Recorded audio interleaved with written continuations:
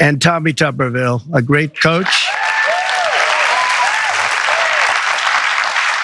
You know, his quarterback was named Mahomes. He was a great college coach.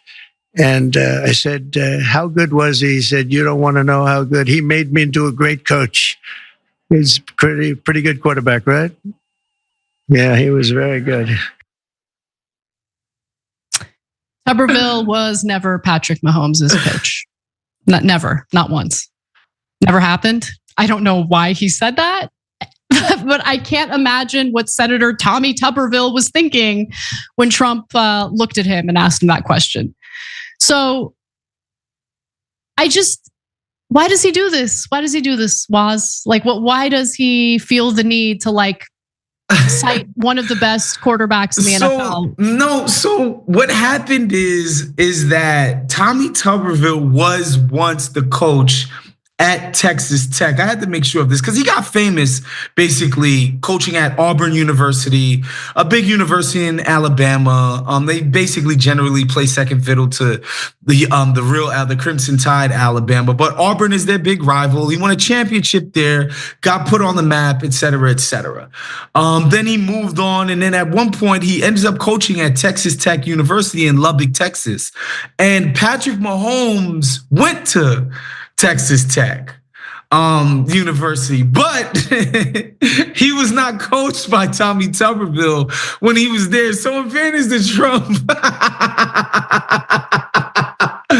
yes, Tommy Tuberville once coached at the university that Pat Mahomes attended, but at no point did they interlap. No, he got that completely and utterly wrong. He never coached the great Pat Mahomes, not at Texas Tech or anywhere else. Jesus Christ. So Patrick Mahomes, hold on. So Senator Tuberville coached Kansas City Chiefs quarter. Okay, no, he didn't. Okay, so Tuberville did coach at Texas Tech. You're right about that. Additionally, there were claims that Tuberville once stated he recruited Patrick Mahomes to play at Texas Tech. But guess what? That was also a false claim. It was debunked by Cover 3 podcast.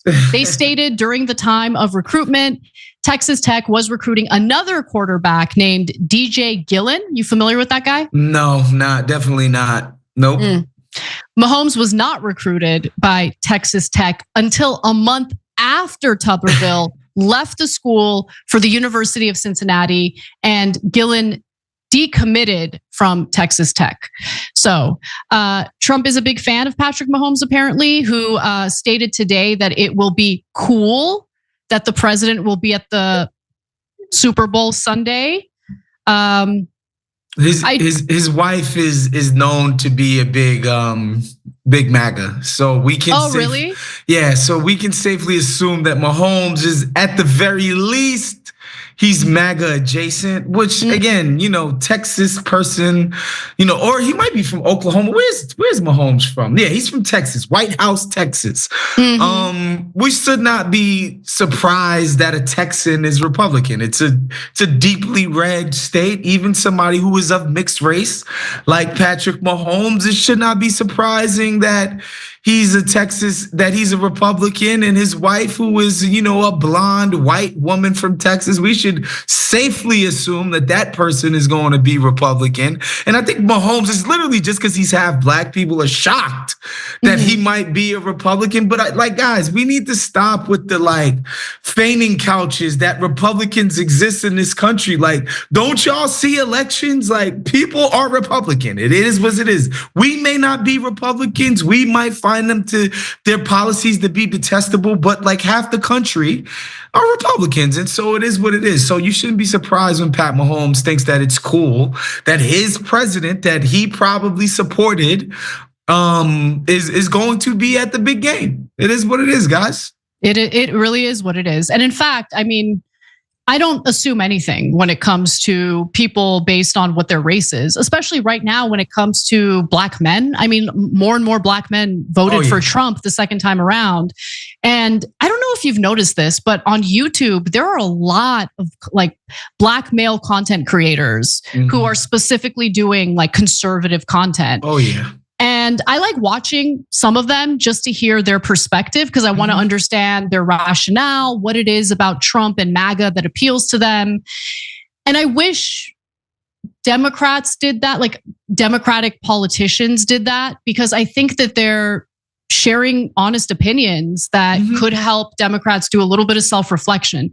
Look, people get really touchy about this. I don't think they should.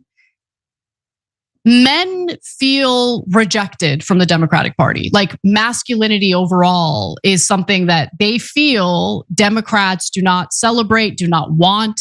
So if you identify as a masculine male, well, you have one party, the Republicans, who celebrate you, and then you have Democrats who are like, ooh, that's toxic. We don't want that.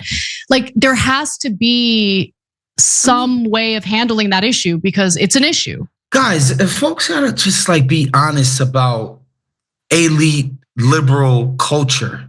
This messaging of generally men bad, men are the problem, men are the issue, patriarchy being the root cause of every single thing that's ever been messed up. I'm not saying that's right or wrong. I'm just saying the people who identify as men a lot of them are going to receive that message and react negatively towards it. That's just true. I'm not saying whatever, like that people are wrong for their analyses in terms of the patriarchy or whatever the case may be. Like, I'm not here to adjudicate that. I'm just telling you that message out of elite liberal culture, whether that be Hollywood, whether that be elite media, whether that be universities, all institutions that, has liberal elite hegemony, meaning there's no influence from cultural conservatives. They don't have power. They don't have influence in what gets put out in Hollywood, the cultures at elite universities, and, anything else, right? And so like when the message is like, kind of anti-men and all of that, like a lot of people are hearing it and react badly towards it. Yeah, it's just the truth.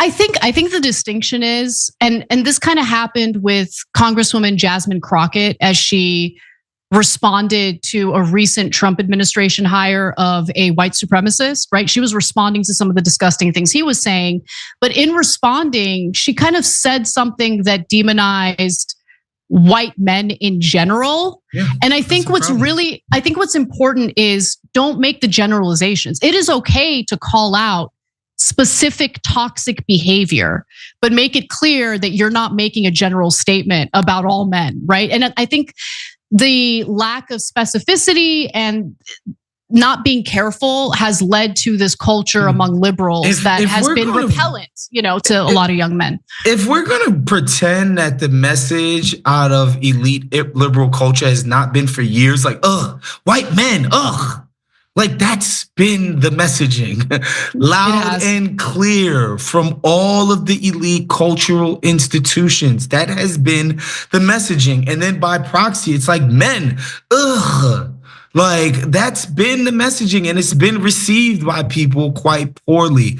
Again, like I'm not here to adjudicate like whether men have been horrible throughout history. I'm not going to disagree with you on that, but there's a difference between going from acknowledging those truths to a messaging to a broader audience that I think there's a certain disconnect, or at least has been in the last, I would say at least 8. Vention has guided a plan for the broad pause on federal grants and loans. Legal challenges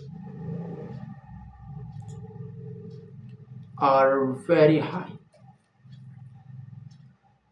continue to change that have affected community health center and other essential services in Virginia.